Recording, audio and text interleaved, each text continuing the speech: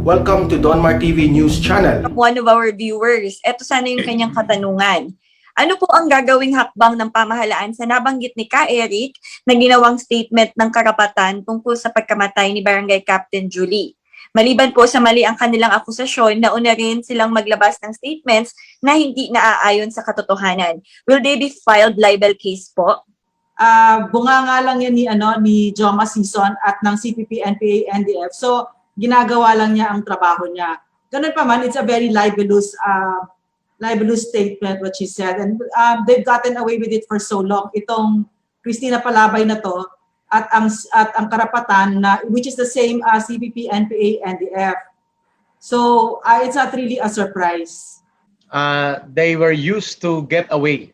Ang ibig kong sabihin, ang mga organisasyon na ginagamit ng CPP to deceive the people by pretending to be open and legal organizations kagaya ng Karapatan, Bayan at mga party list group ng CPP, palagi nilang ginagawa ito na mag-akusa ng CPP ang laban sa gobyerno, sa officials ng gobyerno, sa police, sa military, at puro lahat yan ang sweeping na mga pag-akusa at may mga malisya at paninira sa integridad ng organization at mga pagkatao na naturang mga ahensya ng gobyerno. But they were never put into trial or they were never brought to the bar of justice. But not until Secretary Esperon filed a perjury case against them. And I think the perjury case is, ang perjury ay pagsisinungaling under oath. Ibig sabihin, the propensity to lie and to propagate destructive and malicious imputations are inherent sa mga taong ito. But they were able to get away with it because walang nagpa-file ng kaso.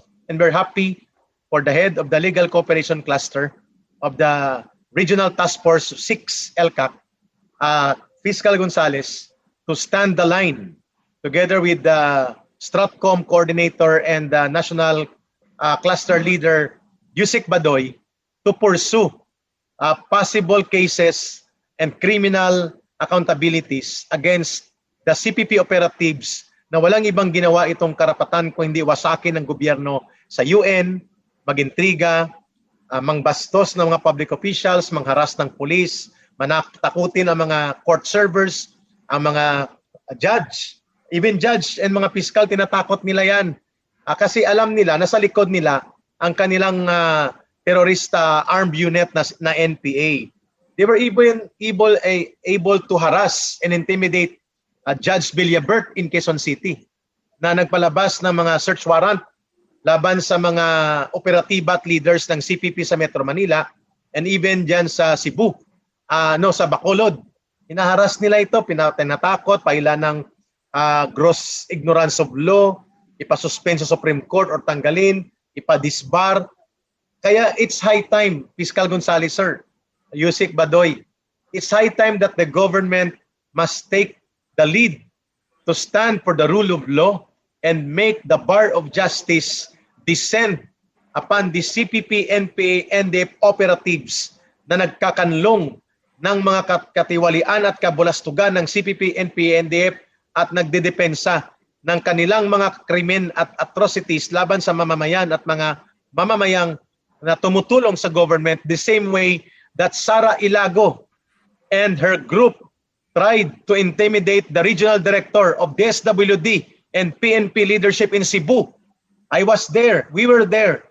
Kung papaano niya ginulat-gulat doon ng DSWD para daw pakawalan ang mga nirescue na mga minor de edad na kinidnap o tinraffic ng mga grupong ito. Similarly, the same statement ang tono na pinapalabas ngayon ni Christina Palabay. And look who's talking and whose motive ang ganitong motivation. Walang iba. Motibo ito at direksyon ito ng pananakot at intimidation na very patently CPP, NPA, NDF. At sila ang nakikinabang sa ganitong propaganda agitation laban kay Barangay Captain Julie Catamen, and this should be exposed to the people. I would like to make this open appeal to Karapatan and the other open organizations supporting the CPP-NPA.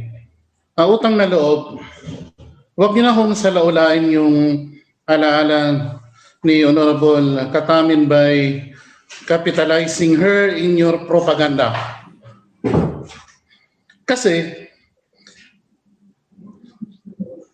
biktima na nga ng terorismo si Honorable Katamin, gagamitin niyo pang propaganda,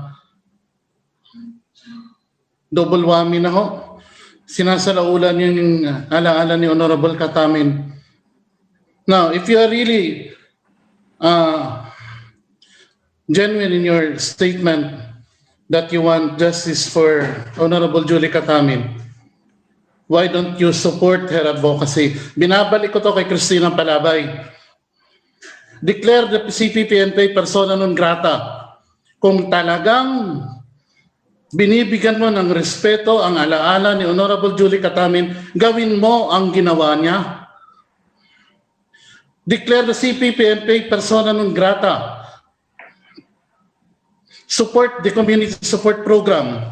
You work for peace. Do not use the name of Honorable Katamin in your propaganda.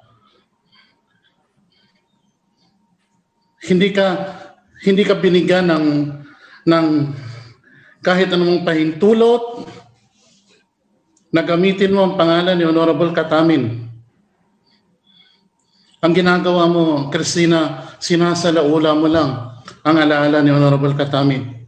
Ulitin ko, if you're really sincere in working for justice for Honorable Katamin, support her advocacy. Support her campaign for peace. Declare the CPP-NPA persona non grata, and maybe you can convince me na sincero ka sa pinagsasabi mo. If not, then you better shut up. Good afternoon, everyone. I would like to direct my question to General Miranda or General Season. So, there were incidents before na marami namang pinatay na, malalaking tao rin. But today, we gathered yung mga big personalities just for the press con of Barangay Captain Katamin. Could you run us through kung gaano yung impact niya on our campaign against to end local terrorists? Bakit kailangan ganito yung binibigay nating attention? And yung hingi lang kami ng update as to the suspects. Thank you. Jenny, hello. Bali ang tanong mo, bakit ganito kalaki yung reaction, di ba? Yes, Parang ma'am. local issue lang ito. Kasi hindi ito local issue. Ang terrorism ay hindi local issue. Hindi nga national issue lang yan. International issue yan. And we are dealing with terrorists. So, ang pagpaslang kay Julie Katamin ay hindi maliit na bagay. Kasi ang mga teroristang ito, gusto nila matakot ang mga tao diyan at saka ang mga local chiefs. Ang swerte lang na ang mayor diyan ay si Mayor Nonong Padumar, na talagang matapang din, di ba? So, we are asking me, why is this, why are we making a big deal out of it? Because this is a big deal, Jenny. Hindi natin pwedeng maliitin ito. Nangyari ang napakaraming krimen na ginawa ng CPP, NPA, NDF sa dilim, sa mga maliliit na tao, sa mga IPs, sa bundok na walang nakakakita. Ang role ng gobyerno ay ipalabas yon. Hindi kami magiging parte hindi kami magiging konsyaba sa pagtatahimik namin. Si Julie Katamin ay isang malakas na alay at kasama namin sa trabaho, no? Kasama ni Mayor yan. At alam mo, ang sayang kasi, hindi naman sayang, yung sa Tapas, ang ganda-ganda na nangyayari. Andiyan ay may mga roads na nabibuild, di ba? Na kasama si Mayor.